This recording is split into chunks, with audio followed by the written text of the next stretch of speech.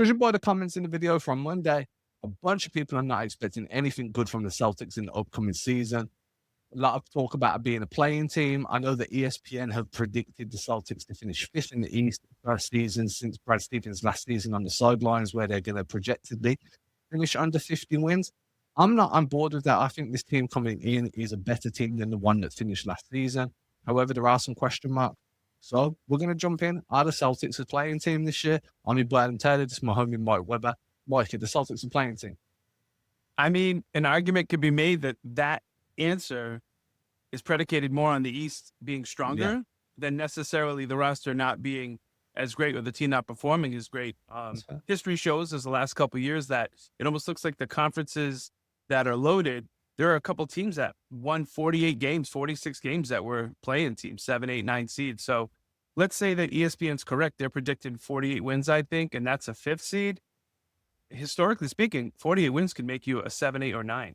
So I don't know that it means that the Celtics are a playing team, but I certainly know that if the rest of the East is as beefed up and as much and a lot more improved, which it seems to be the case, right? From Miami to Philly to Indiana again healthy, it wouldn't necessarily mean that the Celtics aren't a great team. It just means there's more parity and the conference is a lot harder. I think once you factor that in, because the East has got way better, right? I don't care what team you support, what team you hate. We cannot deny that the East has gotten significantly stronger during the summer. Once you factor that in, then you go back to the Celtics roster and you're like, right, Paul George, injury concerns. Mitch Robinson, injury concerns.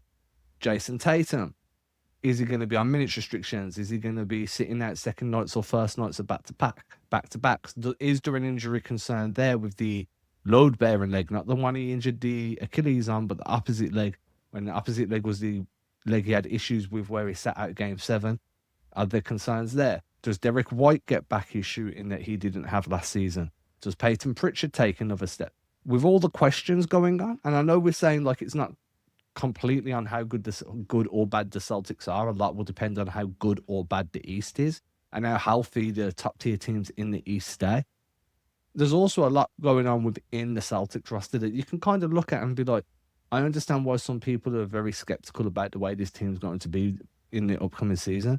Plus, you start looking at there's a bunch of young guys that we all feel very confident about the upside that they have, but their ability to make an impact this year and trying to figure out, are you contending? Are you retooling? Are you rebuilding? What is the end goal here? And I know I spoke with Tim about this recently, and it was like, or it might have been with Billy actually, if you look at this current roster and you say you assume Paul George is a trade chip and his salary matching for the next star, it's really hard to understand who that star could be, right? In terms of, we don't have a full grasp of what system this team's about to run, and then what stars would complement that system.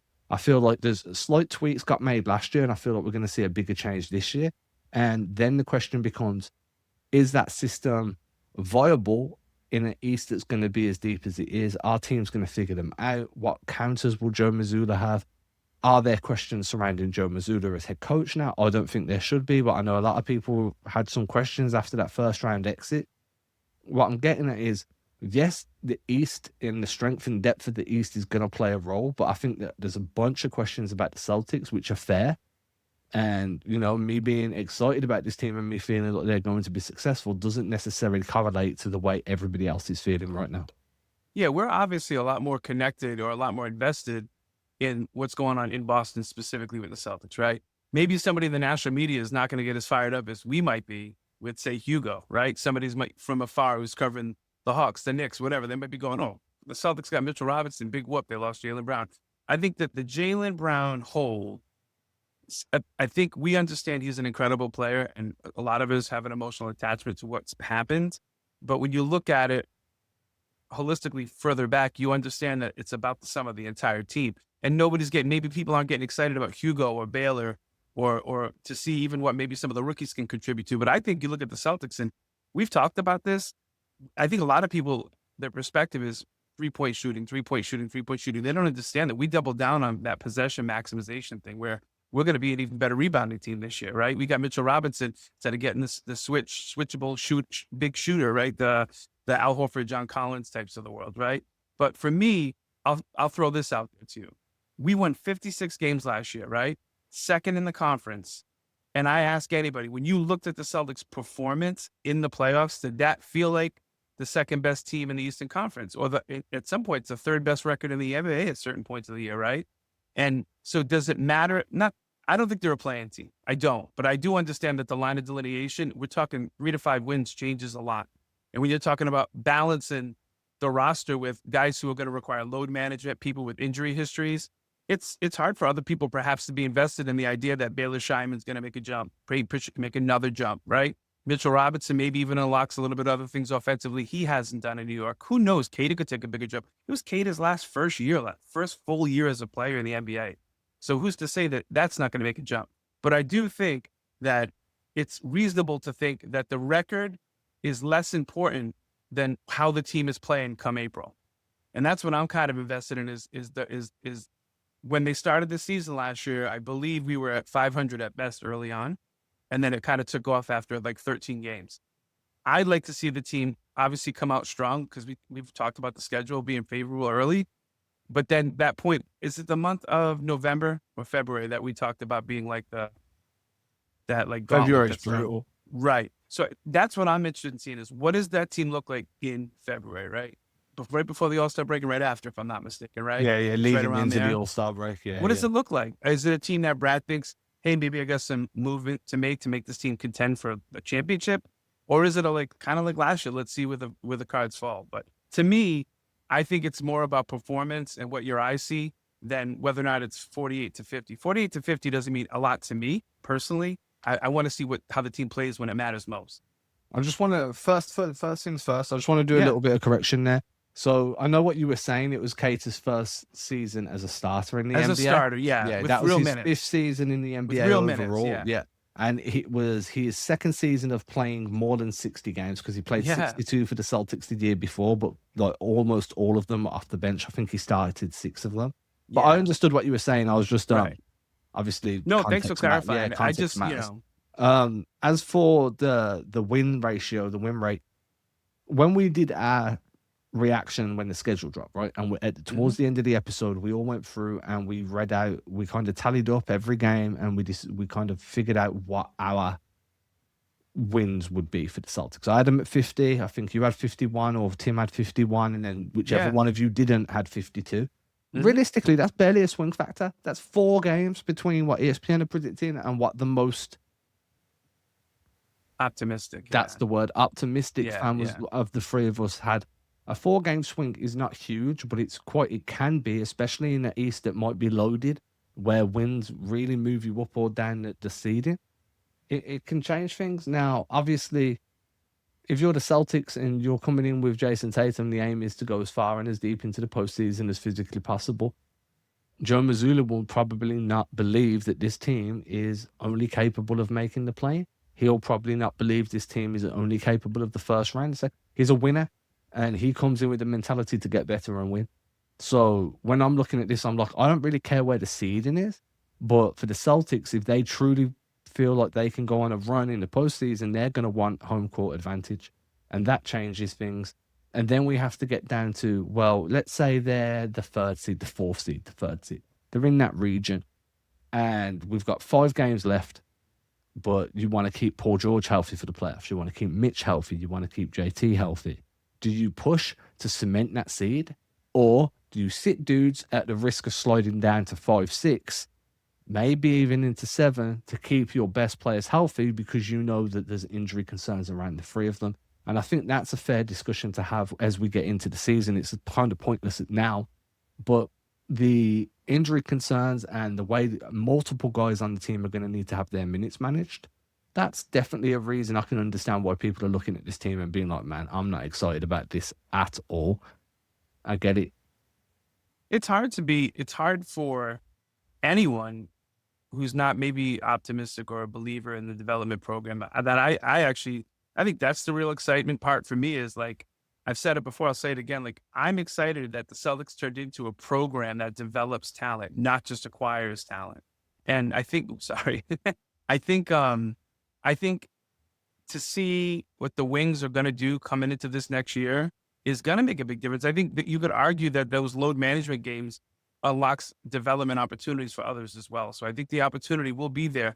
But I do think, I mean, every fan base walks into this season optimistic. Others have the right, whether they won a championship last year, whether they acquired LeBron and others, they deserve that right. But when you look at it, there are teams like the Magic that we feel underperformed last year, right? That they get a new coach and somebody who's has a lot of buzz about being somebody who probably should have got an opportunity sooner. I think he's associated with the Spurs, if I'm not mistaken, too. He's one of those, and the Spurs, I mean, they turn out fantastic coaches. You get the Heat, who were a playing team last year, right? And they just added Giannis, an MVP candidate. You get the Hornets, who were a pain in the ass at the end of the year last year, right? And I actually was shocked at how they kind of fizzled in the play-in tournament because I thought they were going to be a pain in the butt. They got, in my opinion, better addition by subtraction by adding some pieces like Nas Reed and stuff like that. So, I mean, and never mind, God forbid the Kawhi thing actually gets settled, right? But I just think like those are teams that weren't even on our radar competitively last year, and that doesn't include the Eastern Conference Championship from the year before, which is the Pacers. So I think it's going to be interesting. It's going to be the regular season is going to be more exciting, more now than ever. Yeah, it's a great Eastern Conference this year. There's talent in pretty much every team. There's, as you mentioned, coaching changes. I do think that I'm probably a little bit higher on Detroit than some just because they went for shooting last year around Cade and had great results, and then they doubled down on that again this year. Toronto, as you mentioned, Kawhi, Scotty, there's something going on there. Indiana, I keep like whenever we talk about Indiana, we always talk about Hallie and Zubac, but it's very easy to forget they've got Siakam too. And Siakam's no joke. He's a multiple time All NBA selection, NBA champion. fantastic two-way forward that can defend, can score, can create a little bit for people. Like we constantly overlook the fact that Siakam's there. It's the same as when you talk about New York.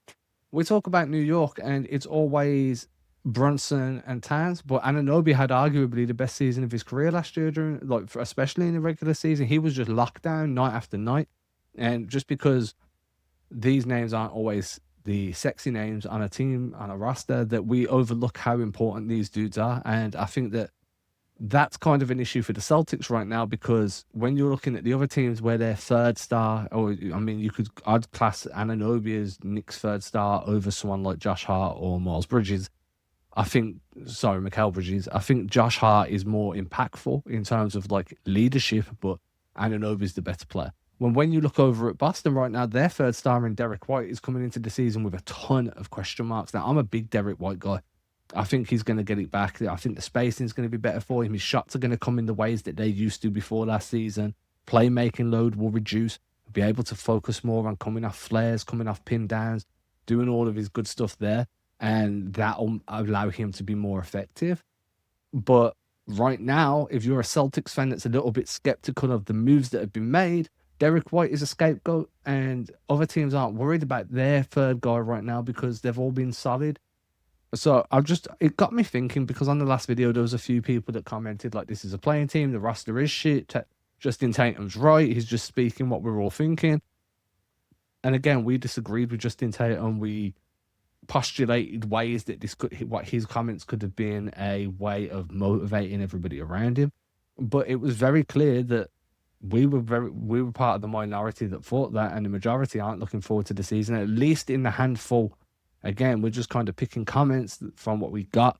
But in that handful, and from what I see when I'm on Twitter, when I'm on Instagram, there is a very low level of optimism and excitement for the season right now. Now, I get it. We're still a month away from training camp, a month and 2 days to be precise. By the time you're watching this, it'll be a month and a day. So we've still got time to ramp up that excitement level and that optimism. But as things stand, I think there's just so many question marks and so many issues with this team in terms of injuries, ability to, but can someone bounce back with the form that we've got? There's so many questions that people are just overloaded with reasons to be negative. There's also, I do think that if you're somebody who's in the camp of this team's going to suck without Jaylen Brown, it's easy to also double in, whether you're in the comments or on socials, to say, well, this team is a play-in team without him. And I get that. I think that's like the initial gut punch feeling was like, wow, what a void. And I think I went through that process, right? What's interesting now is that other people, up to and including our friend Bill Simmons, recently just put out 2 days ago that he thinks he likes the Paul George trade. Yeah. Which which made me feel a little bit better about me being the initial cynic too, because he's ever the optimist as well sometimes. But I do understand it. I do understand the idea of Paul George. If you look at everything apples and apples, Paul George is not replacing Jaylen Brown, and the Celtics aren't asking him to. The Celtics are asking other people to fulfill it. It's probably going to be Pritchard. It's going to probably be some of the wings that we have. I think Paul George, if we get 50 plus games from him and he could be the wing version of Big Al when he was here, it's a win, right? He's somebody who his efficiency is better. He's proven he could be a role player and be effective. He's an incredibly underrated defender, if that's even possible, having been a multiple time All-Star, right? But I think it's just everybody has the mentality of that. We talk about galaxy mind sometimes, right? And sometimes it's almost like a fantasy mentality, like, okay, everything is DraftKings or something like that. Like it's oh well, NBA 2K, right? It's on the roster. This guy's like there were people mad that Jason got a 93 on NBA 2K and he had been higher other years, and a lot of people have him slid down to 7 through 11 in the overall power rankings of the experts. And I understand that in that world, but I think the Celtics have doubled down on getting more possessions, on being deeper, on winning the regular season with depth, effort, and the system that's already been proven to win. And listen, you can say whatever you want about Joe Mazzulla, and I've said a lot. Trust me, I don't live far from Johnson, Rhode Island. Okay, I live 20 minutes from where Joe grew up. Okay, the guy's always been a winner. He's always been a winner. If I'm not, Adam, correct me if I'm wrong. You get the screens probably to prove me if I am. Doesn't he have the highest regular season winning percentage of all time as a coach so far?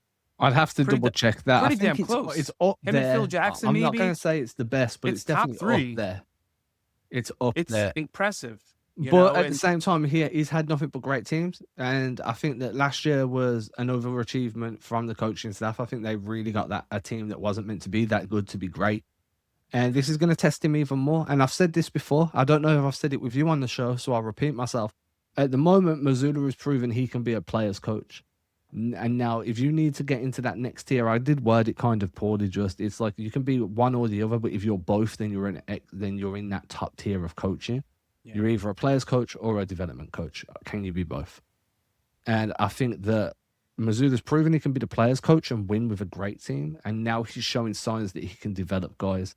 If he can have another year where we do see Bader Scheinman take a jump, where we do see somebody like a Ron Harper Jr. cement themselves or a Jordan Walsh cement themselves, if we see Senak improve throughout the year, then we can feel really good about Joe Mazzulla's ability to not only navigate this retooling process, but be the guy at the end of that tunnel to take them back to the NBA Finals and back to a championship. Because so often you see your team hire a guy to develop the players, and then once they get to a certain level, you swap out that guy for a guy that's a player's coach. The coaches that have the super long longevity, the Spoelstras, the Popoviches, that's because they can do both. They can develop the team and take them over the finish line. And, you only have to look over at Golden State. Just going to say that. Yeah, Mark Jackson developed him, but it was Steve Kerr that took him over the line. But Steve Kerr has shown time and time again that he's not the guy you want developing talent. And then, right? Three straight play-ins the last 3 years with that team. Because he's not the guy you want developing talent, whereas Joe Mazzulla feels like a guy that's going to be in that Spoelstra mode where he can develop and he can then take you over the line. And I know we're getting away from the kind of the theme of, is this a playing team? But I think that coaching is going to play a huge role to answer that question. Yeah. How many games do you does a great coach win? Just for difference-wise. No, I mean, a lot of people's opinion on how important a coach is in the NBA differs because they implement the system. And I've always been a big fan of, I always look at it like this, right? You have two types of systems within an NBA. You have a sets-based system where a coach is calling the plays from the sidelines, and every coach has that. They have an aspect of a sets-based system because they can read the game better because they're watching from the side. But then you have a concepts-based system. Younger teams generally lean more into a set-based system because they haven't developed the processing speed to be able to flow into concepts easier. So then it's just easier to have things a little bit more like coded.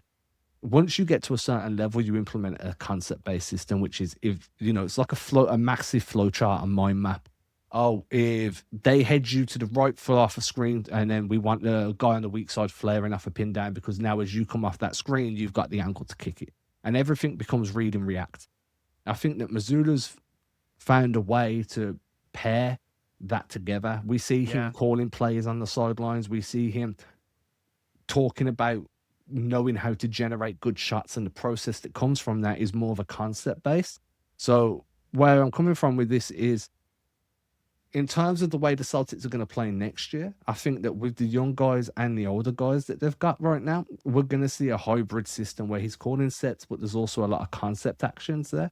And the reason that's good for the younger guys is because it forces them to think more. It creates them, it forces their processing speed to develop faster. And once that processing speed develops faster, they start making reads quicker. And then you move closer to that 0.5 offense that everybody always talks about. Pass, dribble, or shoot, make that decision in a split second and go. Again, I know we're getting off the topic, but that is going to be a key determinator of how good this team is by February. How many guys can slot into that concept base and actually improve? I mean, I know it sounds off topic, but I will say this. My point being, I think having a great coach with the great system, with the great development program, will make the difference between 3 to 5 wins. So if the difference between 48, which is what ESPN said, to 51, which is what Mike Weber said. I love talking in the third person here. Feel like I'm a wrestler sometimes, but you know, I think that's a big part of it too. But also to Joe's point, and this is to back up and support where you're going with this.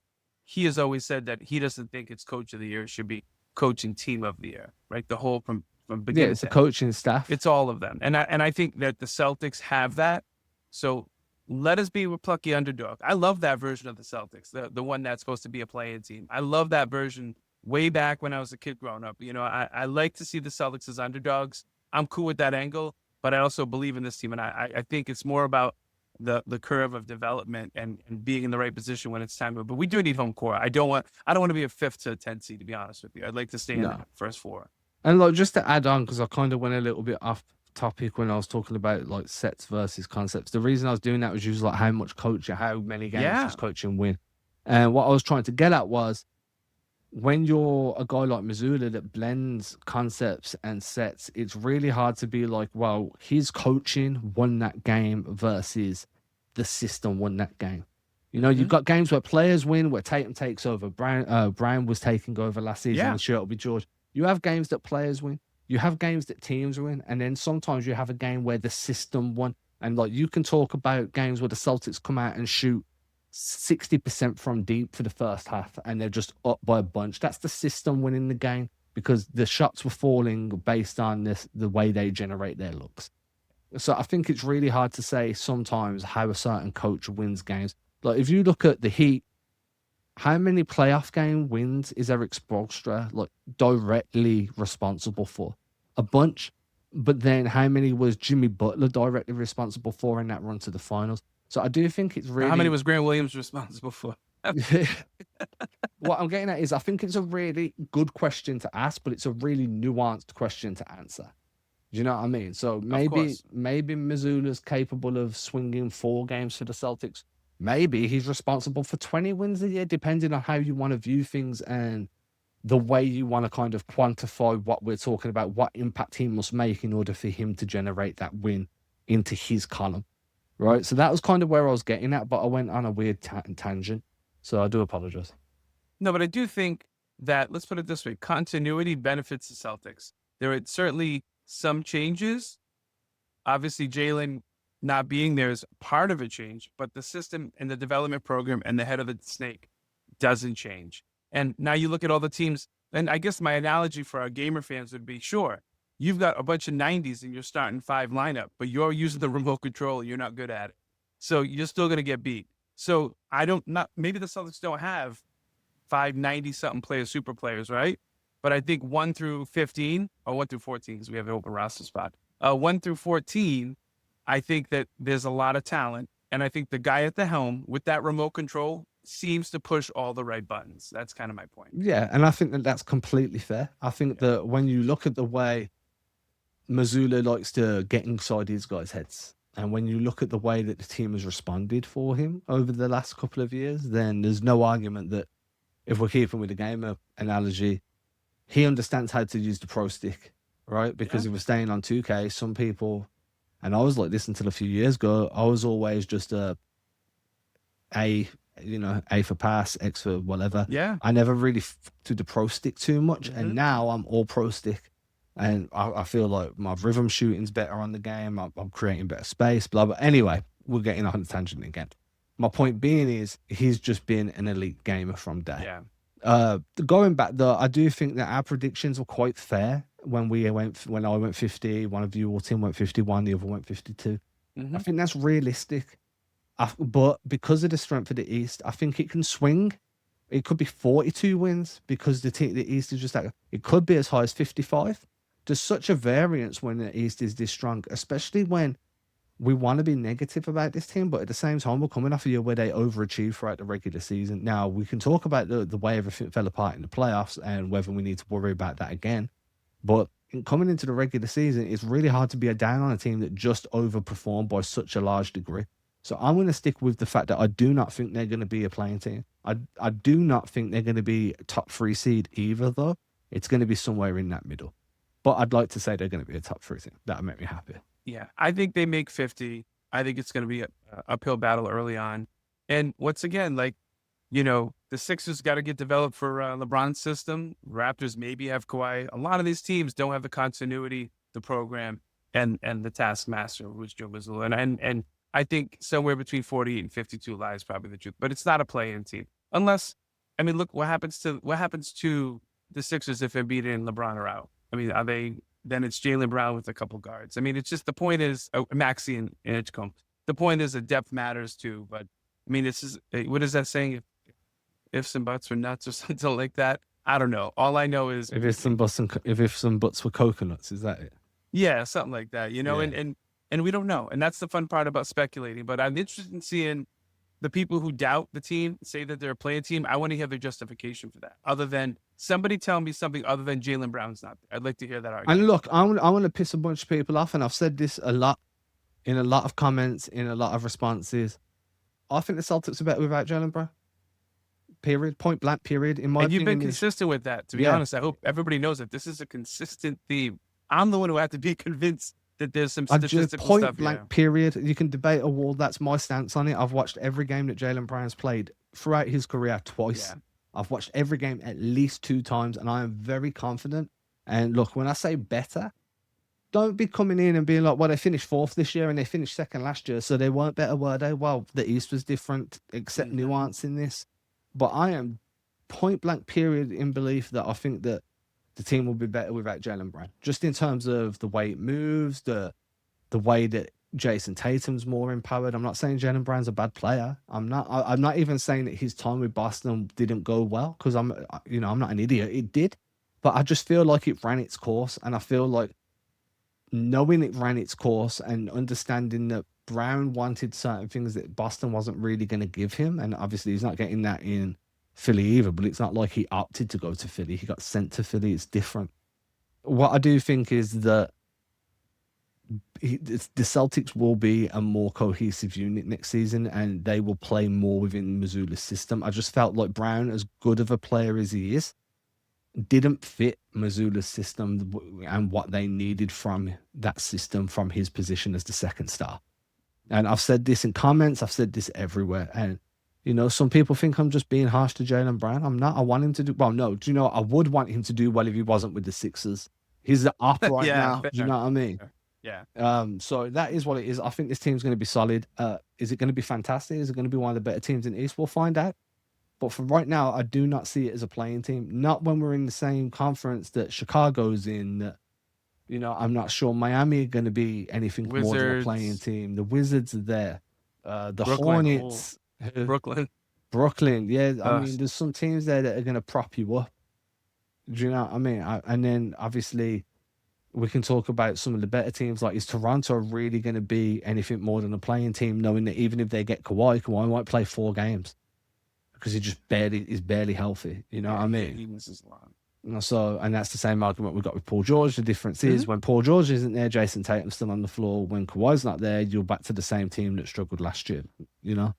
So yeah, I'm going to go with they're going to be a more competitive team. They're going to be a pain in the butt. They're going to win a lot more games than people realize. And when other teams are resting their stars in load management, even when we have to do that, they're still going to win games. That's what they've always done. In my time as a fan here, the last few years, I've noticed it. Oh, Jalen and JT are sitting. What was their record? What's their record without Jalen Brown? Even like, and that was without Strong. when Jalen sat, they had a really good record. And I think that's once again the system. So I'm doubling down with you, Adam, on that. I think somewhere between 3 and 6 lies the truth. And I think our predictions are going to be rung true. I think people will see that we're pretty close to it. I bet. With that, everybody, make sure to show some love. Subscribe to the YouTube channel. Subscribe to the audio feed, and obviously the newsletter. We will catch you soon. Deuces. I don't know what was up with me in that, man.